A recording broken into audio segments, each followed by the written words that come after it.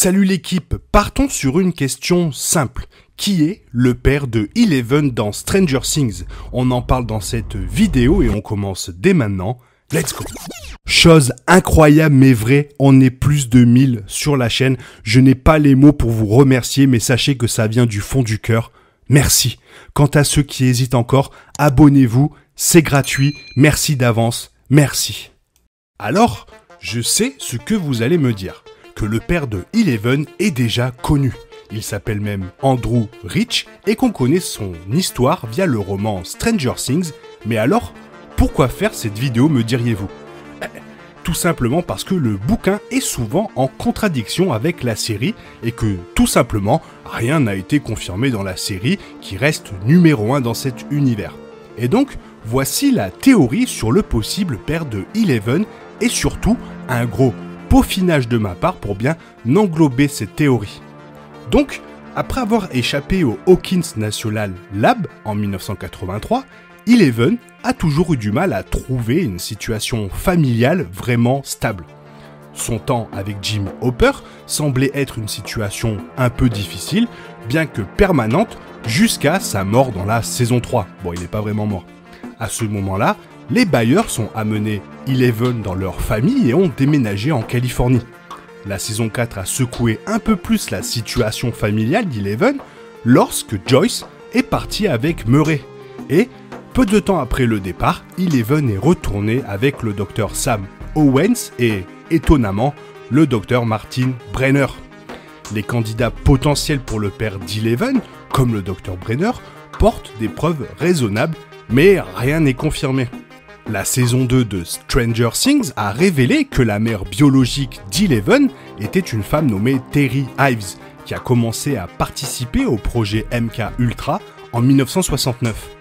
11 est née en 1971, ce qui signifie qu'Ives était enceinte d'elle alors qu'elle était encore impliquée dans le projet MK Ultra. Une théorie propose une réponse étrangement plausible de qui est le père d'Eleven. Après que le docteur Brenner l'ait emmené pour une expérimentation à long terme, Henry Creel est devenu le numéro 1 et finalement Vecna, le puissant méchant de la saison 4.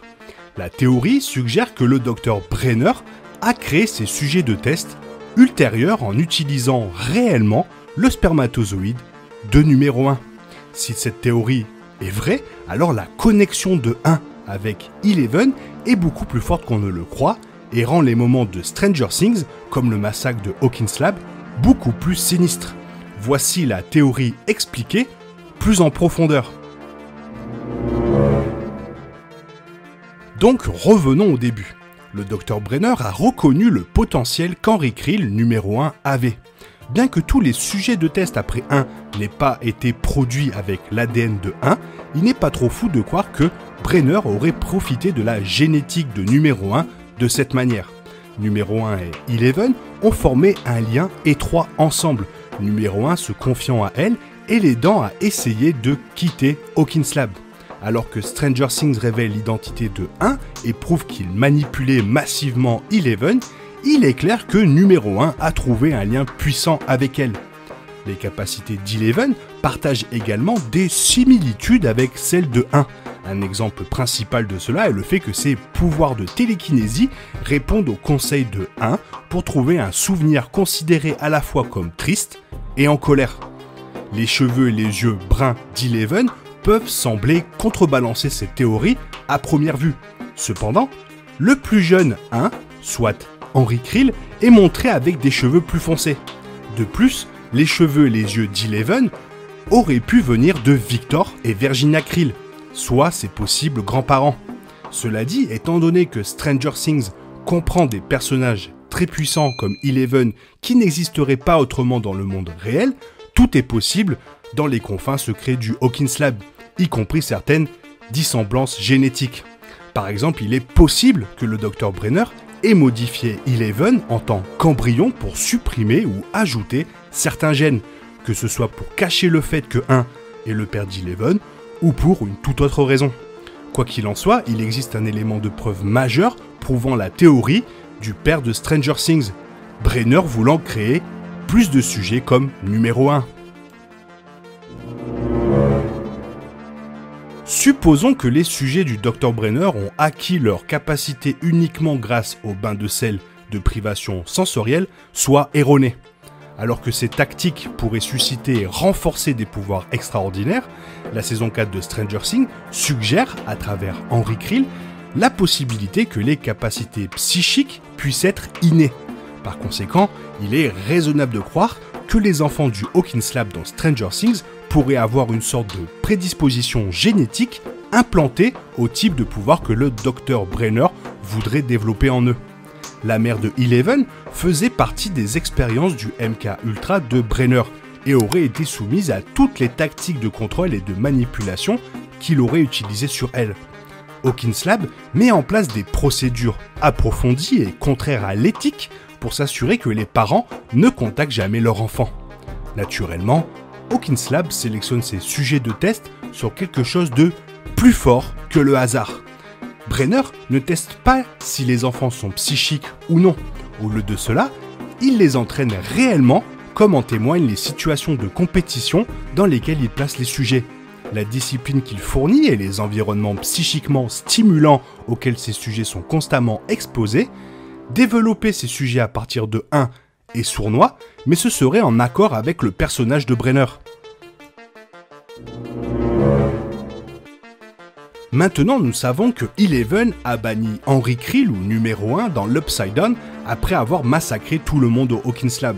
Cependant, la théorie de Stranger Things sur 1 rend le massacre encore pire, car cela signifierait que numéro 1 a tué ses propres enfants.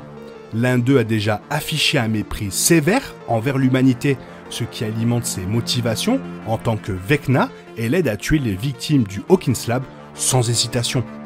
De plus, le massacre de Hawkins Lab est alimenté par la vengeance. Cependant, étendre une telle haine meurtrière à ses propres enfants rend 1 encore plus cruel qu'on ne le croit. Le numéro 1 ne sait peut-être pas que ce sont ses enfants, ce qui, malgré ses capacités psychiques, est toujours possible compte tenu de la clandestinité des opérations au Hawkins Lab. Même ainsi, cela n'excuse évidemment pas ses actions odieuses. À chaque saison qui passe, la liste des références des années 80-90 de Stranger Things continue de s'allonger. Alors que certains hommages sont plus manifestes, comme le caméo de la saison 4 de la légende de l'horreur des années 80 Robert Englund, certains easter eggs nostalgiques sont un peu plus cachés. Le twist de l'intrigue de Dark Vador dans l'Empire contre-attaque est l'un des moments les plus emblématiques du cinéma des années 80. Il serait donc approprié que Stranger Things fasse un clin d'œil à cela d'une manière ou d'une autre.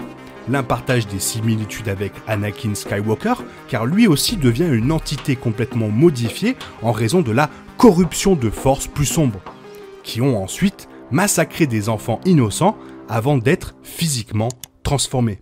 Si Henry Creel est le père d'Eleven, Eleven devient le parfait remplaçant de Luke Skywalker, à la recherche de son père pour l'ultime confrontation entre le bien et le mal. Bien que Stranger Things ne révèle peut-être jamais le vrai père d'Eleven, et encore moins confirme que son père est une telle possibilité relierait les deux personnages de manière plus profonde que prévu à l'origine. Maintenant, essayons de regrouper toutes ces explications. Une question se pose. Pourquoi, après la tuerie au laboratoire, le Dr Brenner n'a pas d'autres enfants que Eleven? Pourquoi se concentrer sur le projet Nina uniquement pour Eleven? Je veux dire par là, s'il a réussi à trouver une quinzaine d'enfants avec des pouvoirs, pourquoi ne pas en chercher d'autres, étant donné que la plus grande menace, numéro 1, est maintenant loin de tout ça? Pourquoi dire à Eleven qu'elle est le dernier espoir s'il y avait d'autres enfants quelque part avec les mêmes pouvoirs? Ce qui pourrait confirmer la théorie que numéro 1 est bien le père des enfants et que le Dr Brenner ne peut pas recréer des enfants car depuis 1979, il n'a plus de spermatozoïdes de numéro 1 étant donné qu'il est bloqué dans l'Upside Down. Maintenant, la saison 4 se déroule en 1986, soit 7 ans après la disparition de numéro 1. En 1979, Eleven avait donc 8 ans. Par là, je veux dire que s'il y avait eu d'autres enfants, on aurait dû les voir, car ils auraient eu le même âge que Eleven en 1979, et donc des pouvoirs développés. Donc, pourquoi le Dr Brenner n'a pas d'autres enfants? Alors certains diront, oui, le choc de la tuerie. Ok, alors pourquoi être sur le projet Nina? Et pourquoi être resté avec Eleven de 79 à 83? Voilà pourquoi cette théorie de numéro 1 et le père des enfants est peut-être logique dans un sens. Alors pour les rares qui arrivent à ce moment de la vidéo, est-ce que vous pensez que numéro 1 pourrait être le père de tous ses enfants et surtout de Eleven? Alors bien sûr, je préfère mettre ça entre de grandes guillemets, ce n'est qu'une théorie. Moi je fais juste que reprendre certaines choses et je les peaufine, je les agrandis pour vous montrer à quel point cela peut être possible, mais bien sûr ça peut être impossible et surtout ça peut être complètement faux. Donc encore une fois, ce n'est qu'une théorie, mais dites-moi ce que vous en pensez dans les commentaires, et surtout, c'est la chose préférée de la chaîne, j'adore vous lire. Voilà, j'espère que la vidéo t'a plu. Si elle t'a plu, n'hésite pas à la liker, à t'abonner, la partager, la commenter, parce que ça m'aide à référencer la chaîne sur YouTube. Merci d'avance, merci. Je vous souhaite et je te souhaite une bonne matinée, après-midi, peut-être une bonne soirée ou un bon week-end. Bisous bisous, hasta la vista.